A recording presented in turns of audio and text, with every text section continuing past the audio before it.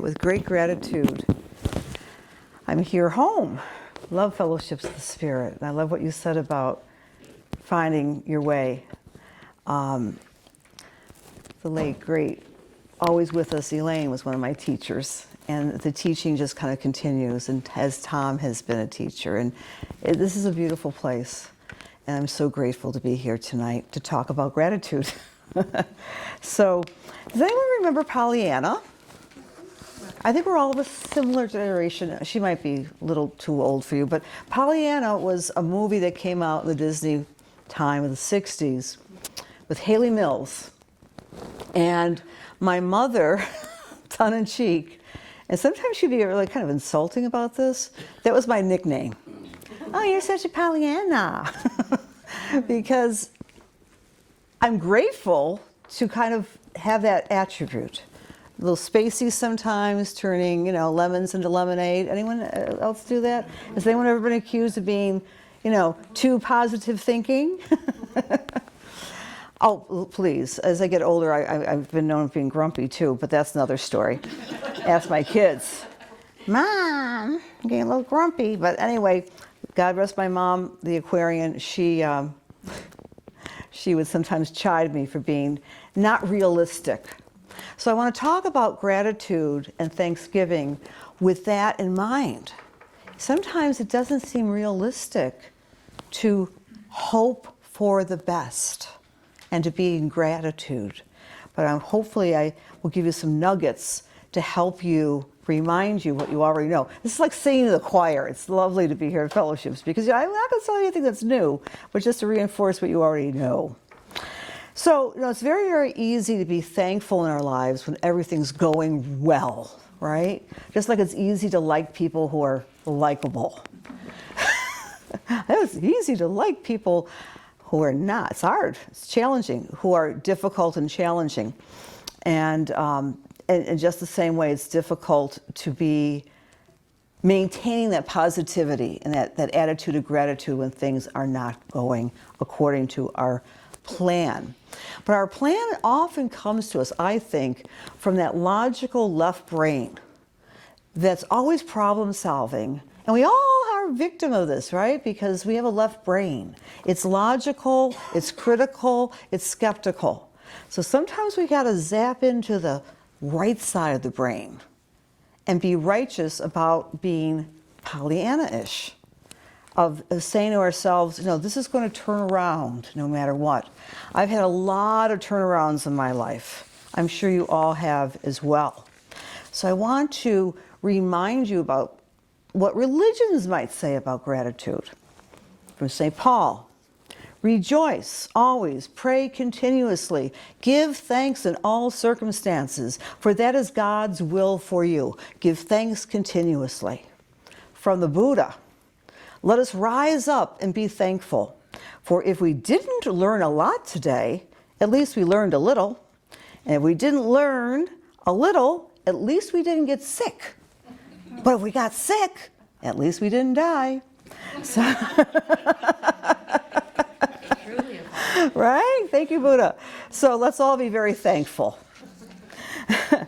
Gratitude is from the Hindu religions. Gratitude is a quality of the soul, quoting here. It does not depend on how much we possess. Its opposite, ingratitude, is a quality of the external ego. When we abide in soul consciousness, we give thanks for whatever we have, no matter how little or how much.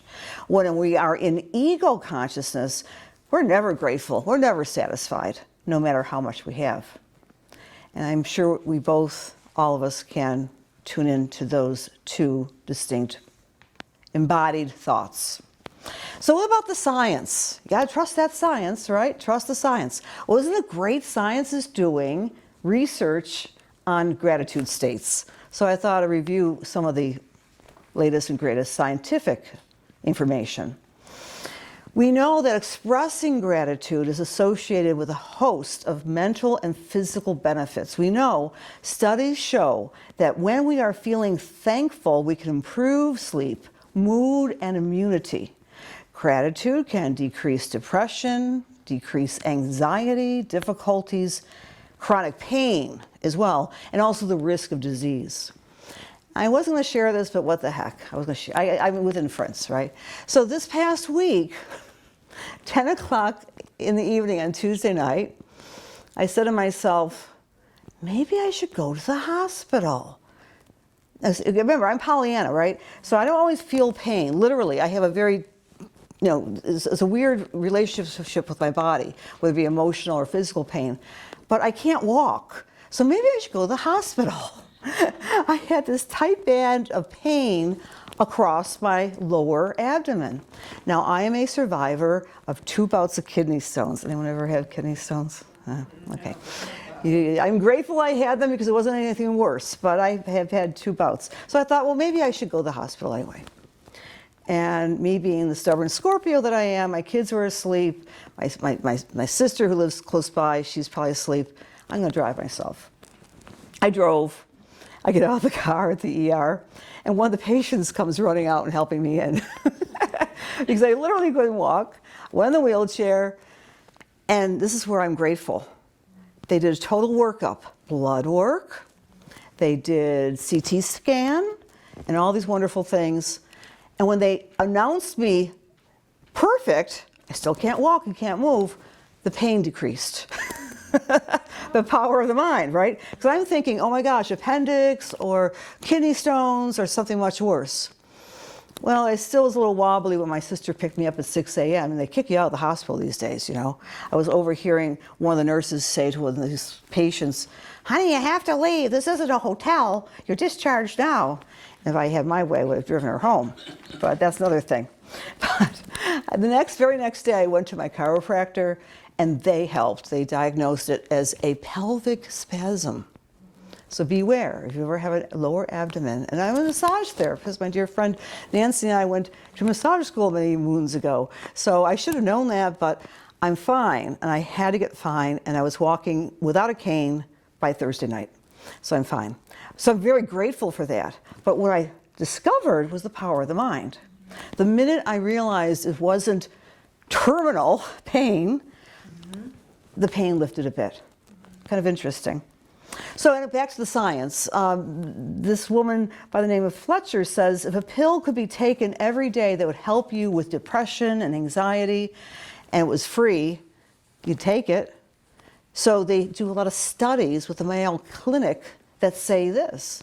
If you simply start your day out, and you said that perfectly, Terry, getting up, the first thing you say is thank you, you can actually decrease some of these emotional concerns and help live a more positive life. And this is from the Mayo Clinic. So they say start starting your day by thinking of someone you're grateful for as soon as you wake up. Really thank the people in your life. When Nancy and I were driving down today, we shocked the Taco Bell, whatever you would call it. The lady who took our money, the little girl, she was, I don't know, maybe 20. We tipped her. Her face, oh, I can't do that. I said, no, thank you for being so nice to us. So these little thoughts and gratitudes and gestures count. The Mayo Clinic has a Discover Gratitude program. It's a virtual month-long program, which you might investigate. It consists of daily journaling about thankfulness, mindfulness, and kindness on their journal sheets right online. So I thought that was really interesting. And again, they're saying that's like having a natural antidepressant, doing this work. Because what happens, friends, the neurotransmitters in our brains, dopamine and serotonin, become activated and help us feel at peace when we are in the state of gratitude. And make no mistake, I think the word gratitude, bless you, is very much akin to grace. Think of the word gratitude, grace. When we are in gratitude, we're developing a sense of grace.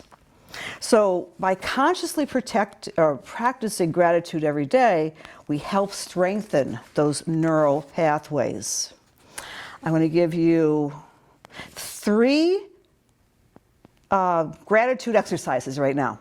Number 1, It's called Creating Savoring Rituals. During the course of your daily life, whether it's drinking that coffee or seeing the gorgeous sunset, savor the moment, savor the moment. That is going to imbue yourself with those wonderful drugs inside your body, dopamine and serotonin. So learn to stop, notice, and enjoy. Savor a creative, mindful now. And we've all read that book, right? The now, the power of now. But just to do that consciously, that can help trigger these beautiful self-perpetuating gratitude hormones. Experience awe. Help others evoke and savor the feeling of awe. And this made me think of another little personal sharing. I have a grandson. He's 15 months old. He's with us a lot. And sometimes it's a challenge. But he makes us so happy because everything's new to him. A child is in a perpetual state of awe. Right? I mean, it's amazing. If we can do that for someone else, that is also perpetuating gratitude and grace, I would say, within ourselves. Another third is fostering admiration in others. Give compliments, encourage, uplift, support, help others feel good about themselves, and therefore you feel good. So let's take a quick 10 seconds and turn to the person next to you and give them a compliment. You might not know that person, just give them a compliment. You might know them, you might not.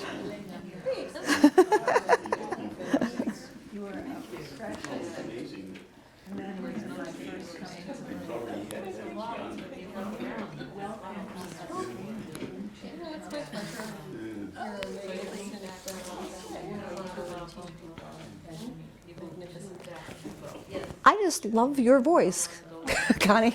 Let me give you a compliment. I do. It's very, I know you have the hearing thing, but your voice is fabulous. All right. So didn't that feel good? Especially with someone you don't know, right? Compliment, compliment. It starts triggering within us. So you think you're just doing a nice thing to someone? You're helping yourself. Sometimes unselfish acts can be very self-serving. All right. So I have to say something about astrology, of course. So in astrology, there's the grateful planet called Jupiter. It's in every one of our charts, and I call Jupiter the Santa Claus planet, right? Because it's the biggest literal planet in the solar system. It's huge. And Santa Claus itself, the archetype, is always giving. He's except for a couple bad boys who get coals in their stockings, you know. He's pretty generous. But Santa Claus is the universal giver. And again, the archetype, the energy of Jupiter right now is in the sign of Taurus. As it moves in the sky, it's in a sign for a year, every year. It's in the sign of Taurus. It's in the sign of the physical. In the sign of the physical. Taurus is nature, gardening, music. So these are things we can really savor more, astrologically speaking, between now and May. And so take walks in nature. Work with Santa Claus that's moving in the sky right now. So I want to say that. And finally, the world needs us. The world needs us. We don't often know that in every bit of our being. But the vibration that we give off, no, we can't sit at the table in the Middle East and wave a magic wand, but we can do that by our love, by these rituals that we're doing here at Vespers, by our prayers. But the world needs us to vibrate as positive as possible, because I truly believe that each soul, each cell of this planetary body that we share can be uplifted by each of us in our own way. So remember that. We are living in very precarious, scary, shadow-filled times. But we can bring that Jupiterian generosity to the world by maintaining that sense of self and being hopeful and positive for the future. Because Jupiter is the planet of hope. Hope. It's the planet of hope. And so we develop the benefits of gratitude like anything by giving, and it makes us the recipient receive.